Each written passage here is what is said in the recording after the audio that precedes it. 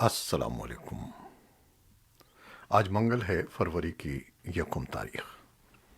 پاکستان میں اس وقت شام کے 7، بھارت میں 7:30، اور یہاں ہمارے اسٹوڈیوز کی گھڑیوں میں صبح کے 9 بج رہے ہیں۔ وائس آف امریکہ واشنگٹن کی اردو سروس سے میں ہوں خالد حمید، خبروں کے ایک بلٹن کے ساتھ۔ امریکی صدر جو بائیڈن اور قطر کے امیر شیخ تمیم بن حمد الثانی نے پیر کو وائٹ ہاؤس میں ملاقات کی۔ ان کی گفتگو میں یوکرین پر روسی حملے کی صورت میں قطر کی طرف سے یورپ کو قدرتی گیس فراہم کرنے کے بارے میں بات چیت کلیدی نقطہ تھی۔ ان کی ملاقات سے قبل بائیڈن نے قطر کو بڑا نان نیٹو اتحادی اور امیر کو ایک اچھا دوست اور قابل اعتماد شراکت دار قرار دیا۔ بائیڈن نے شیخ تمیم سے کہا کہ ہم آپ کی قوم اور اپنی دوستی کے لیے پرعزم ہیں۔ شیخ تمیم نے کہا کہ انہوں نے بائیڈن کے ساتھ فلسطینیوں کے مساوی حقوق اور مشرق وسطیٰ میں امن کے لیے راہیں تلاش کرنے کی منصوبہ بندی کی ہے۔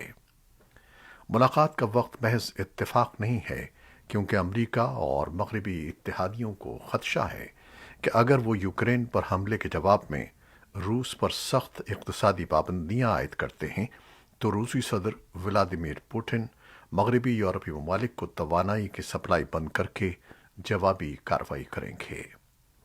روس مغربی یورپ کی توانائی کی ضروریات کا تقریباً 1/3 حصہ فراہم کرتا ہے۔ امریکہ اور روس کا اقوام متحدہ کی سلامتی کونسل میں پیر کے روز آمنا سامنا ہوا، جب واشنگٹن نے الزام عائد کیا کہ ماسکو اپنے پڑوسی ملک یوکرین کے خلاف بڑی سطح کے حملے کی منصوبہ بندی کر رہا ہے۔ روس ایسی کسی بھی منصوبہ بندی کی تردید کرتا ہے۔ اقوام متحدہ میں امریکہ کی سفیر لنڈا تھامس گرین فیلڈ نے سلامتی کونسل کے اجلاس میں صدر بائیڈن کی طرف سے وائٹ ہاؤس کا جاری کردہ بیان بھی پڑھ کر سنایا۔ صدر جو بائیڈن نے اس بیان میں کہا ہے کہ اگر روس ہماری سیکیورٹی خدشات کو مذاکرات کے ذریعے دور کرنے میں مخلص ہے تو امریکہ اور اس کے اتحادی نیک نیتی کے ساتھ رابطے جاری رکھیں گے، لیکن اگر روس سفارتکاری کو چھوڑ کر یوکرین پر حملہ کرتا ہے تو اس کی ذمہ داری بھی روس کو اٹھانا پڑے گی، اور اس کے بدلے میں اسے فوری اور انتہائی سنگین نتائج کا سامنا کرنا پڑے گا۔ اقوام متحدہ کی سلامتی کونسل میں روس کے سفیر ویزلی نیبنزیا کا کہنا تھا کہ روسی فوجوں کی اپنے علاقوں کے اندر مختلف سطحوں پر نقل و حرکت اکثر ہوتی رہتی ہے، اور اس سے پہلے ان کے بقول ایسا ہیجان کبھی نہیں دیکھا گیا۔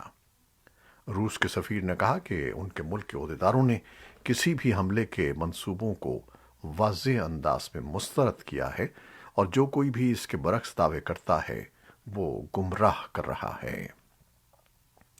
امریکہ اور روس کے اعلیٰ سفارتکاروں کے درمیان آج منگل کو فون پر بات چیت کی توقع ہے۔ یوکرین بحران سے نمٹنے کے لیے منگل کی سفارتی کوششوں میں یوکرین کے صدر ولادیمیر زیلنسکی کے ساتھ بات چیت کے لیے وزیر اعظم برطانیہ بورس جانسن کا کیف کا دورہ بھی شامل ہے۔ امریکی وزیر خارجہ اینٹنی بلنکن اور روسی وزیر خارجہ سرگئی لیوروف نے 21 جنوری کو جنیوا میں بات چیت کی تھی، اور اس کے بعد سے دونوں فریقوں نے اپنی پوزیشن واضح کرنے کی کوشش میں تحریری رد عمل کا تبادلہ کیا ہے۔ روس نے کہا ہے کہ ایک امریکی دستاویز اس کے بنیادی سیکیورٹی خدشات کو دور کرنے میں ناکام رہی ہے، جس میں شمالی بحر اوقیانوس کے معاہدے کی تنظیم کی، خاص طور پر یوکرین کے لیے مشرق کی جانب مزید توسیع کی مخالفت شامل ہے۔ امریکہ کو پیر کو روس کا ایک جوابی خط موصول ہوا، لیکن محکمہ خارجہ کے حکام نے مذاکراتی عمل کو پرائیویٹ رکھنے کا حوالہ دیتے ہوئے اس کے مندرجات پر بات کرنے سے انکار کر دیا۔ یورپی یونین کی پارلیمنٹ افغان خواتین کے دن کی میزبانی کر رہی ہے اور طالبان کے دور حکومت میں ان کی صورتحال کو حل کرے گی۔ 1 اور 2 فروری کو یورپی پارلیمان کی جانب سے تقریبات کا ایک سلسلہ منعقد کیا جا رہا ہے۔ افغان خواتین کے لیے منائے جانے والے ان دنوں کے بعد ایک اعلیٰ سطحی کانفرنس کا انعقاد کیا جائے گا، جس میں یورپی یونین پارلیمنٹ کے ارکان، ممتاز افغان خواتین کے ساتھ فعال کارکنان اقوام متحدہ کے نمائندے اور کئی دیگر بین الاقوامی اداروں کے نمائندے شرکت کر رہے ہیں۔ اقوام متحدہ، یورپی یونین، ایمنسٹی انٹرنیشنل اور کئی دیگر افغان میڈیا سپورٹ آرگنائزیشنز نے طالبان حکومت سے مطالبہ کیا ہے کہ وہ آریانہ نیوز کے 2 صحافیوں کو رہا کرے جنہیں طالبان نے پیر کے سپہر کابل میں گرفتار کر لیا تھا۔ یو این ایم اے کے سیکریٹری جنرل سیاسی کے نائب خصوصی نمائندے میٹ نٹسن نے ایک ٹویٹ میں کہا ہے کہ طالبان سے پرزور مطالبہ ہے کہ وہ زیر حراست صحافیوں اور لاپتہ خواتین کارکنوں کے مسائل کو حل کریں۔ ایمنسٹی انٹرنیشنل نے بھی طالبان سے کہا ہے کہ وہ افغانستان میں صحافیوں کی گرفتاریاں بند کریں اور کہا کہ طالبان کی طرف سے آریانہ نیوز کے 2 صحافیوں کی منمانی گرفتاری بلا جواز ہے۔ طالبان کی جانب سے کوئی فوری رد عمل سامنے نہیں آیا ہے۔ سپریم کورٹ آف پاکستان نے بلدیاتی ادارے تحلیل کرنے کا صوبائی حکومت کا اختیار ختم کر دیا ہے۔ عدالت نے سندھ لوکل گورنمنٹ ایکٹ کی شق 74 اور 75 کو کالعدم قرار دیا جن کے تحت سندھ حکومت کو مقامی حکومت تحلیل کرنے کا اختیار حاصل تھا۔ سپریم کورٹ نے سندھ میں بلدیاتی اختیارات سے متعلق ایم کیو ایم پاکستان کی درخواست پر کیس کا فیصلہ سناتے ہوئے کہا کہ صوبائی حکومت بااختیار بلدیاتی ادارے قائم کرنے کی پابند ہے۔ سیاسی جماعتوں میں تحریک انصاف اور ایم کیو ایم نے اس فیصلے کو خوش آئند قرار دیا ہے، جبکہ سندھ حکومت نے کہا ہے کہ اس پر مکمل عمل درآمد کیا جائے گا، تاہم کسی معاملے پر اختلاف کی صورت میں اپیل کا حق موجود ہے۔ بھارت کی وزیر خزانہ نرملا سیتا رمن نے منگل کے روز پارلیمنٹ میں سن 2022-23 کے لیے مرکزی بجٹ پیش کیا، جسے معیشت کے فروغ پر زور دیا گیا اور اس کے لیے متعدد اعلانات کیے گئے۔ نرملا سیتا رمن نے اعلان کیا کہ اگلے مالی سال میں دفاعی بجٹ کا 68% گھریلو خریداری کے لیے مختص ہوگا۔ ان کے مطابق حکومت دفاعی شعبے میں خود انحصاری کے تحت دفاعی آلات کی درآمد کم کرے گی۔ سابقہ بجٹ میں اس کے لیے 58% رقم مختص کی گئی تھی۔ مبصرین کے مطابق مبینہ طور پر اس میں ملازمت پیشہ طبقے، کسانوں اور کاروباریوں کے لیے کوئی پرکشش اعلان نہیں کیا گیا، لیکن اس میں ڈیجیٹل کرنسی اور ڈیجیٹل بینکنگ یونٹ کا اعلان شامل ہے۔ حکومت نے بجٹ کی ستائش کی ہے جبکہ اپوزیشن نے اس پر تنقید کی ہے۔ بھارت کے شہر ممبئی کی پولیس نے سرکردہ مسلم صحافی اور مصنفہ رانا ایوب کی بڑے پیمانے پر آن لائن ٹرولنگ کے بیچ ان کے خلاف نازیبا الفاظ استعمال کرنے اور انہیں ریپ اور جان سے مارنے کی دھمکیاں دینے پر 4 نامعلوم افراد کے خلاف ایف آئی آر درج کر لی ہے۔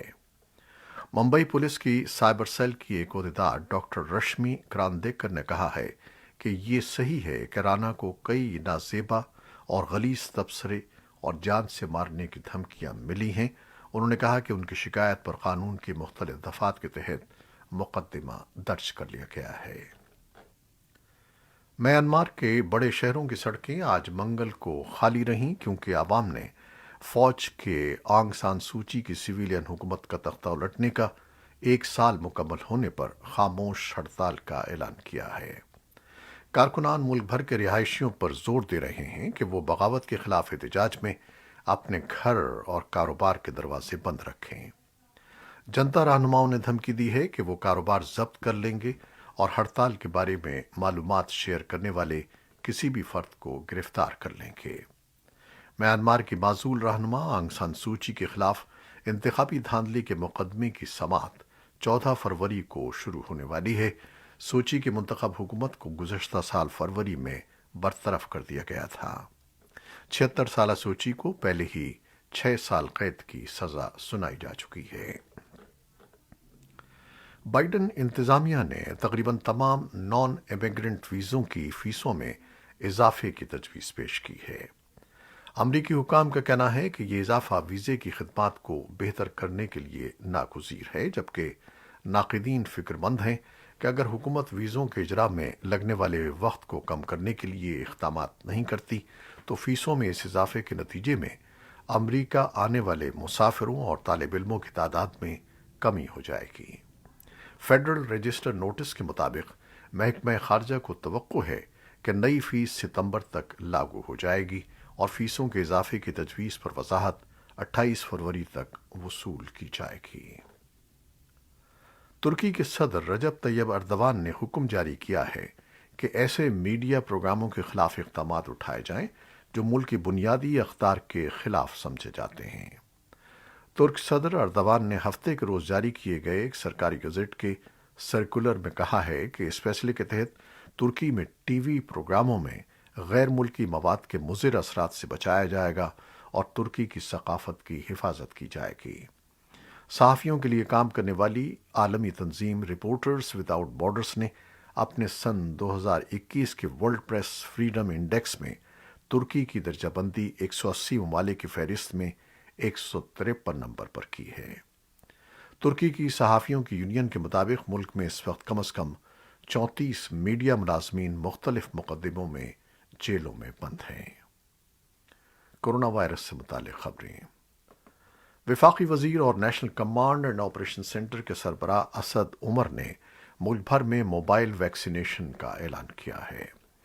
اسلام آباد میں پریس بریفنگ میں اسد عمر کا کہنا تھا کہ وہ علاقے جہاں ویکسین شدہ افراد کی تعداد زیادہ ہے وہاں کورونا کی 5ویں لہر سے کم نقصان ہوا ہے۔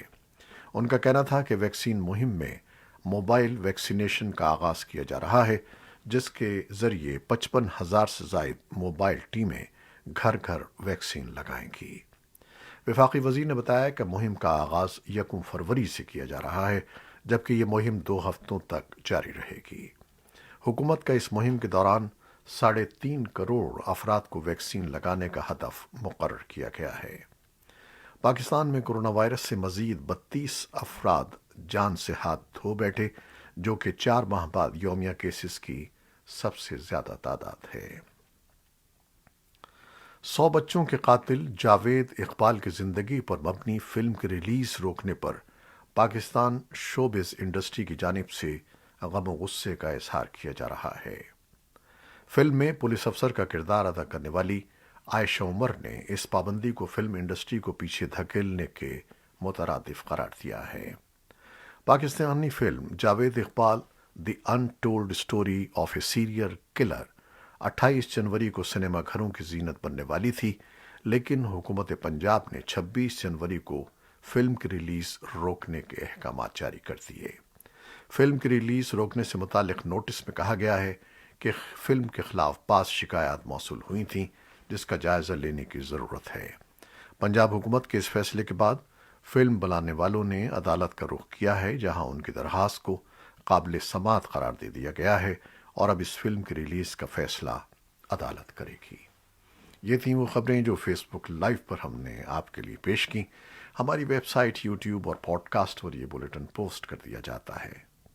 آپ ہمارے بلیٹن کو شیئر کرتے ہیں اور اپنے کمنٹس میں اپنی محبتوں کا اظہار کرتے ہیں۔ اپنی یہ محبتیں جاری رکھیے گا۔ خالد حمید اب اجازت چاہتا ہے۔ اللہ حافظ۔